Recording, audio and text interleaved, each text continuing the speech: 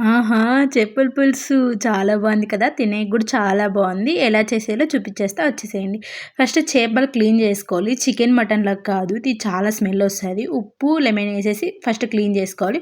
Next ఒక కడాయి పెట్టేసుకొని ధనియా, జీలకర్ర, మెంతులు, చెక్క, లవంగా ఏసుకోవాలి. మెంతులు మ్యాండేటరీ. పొడి చేసేసుకోవాలి. నెక్స్ట్ ఆనియన్స్, వెల్లుల్లి, టమాటో ఏసి ఇది కూడా మెత్తగా పేస్ట్ చేసుకోవాలి.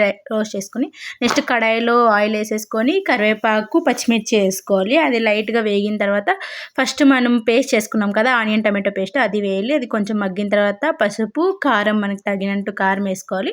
ఇది కూడా బాగా మిక్స్ చేయాలి. కొంచెం ఉప్పు వేసుకోవాలి. అది కొంచెం మగ్గిన తర్వాత ఫస్ట్ చింతపండు గుజ్జు తీసి పెట్టుకోవాలి.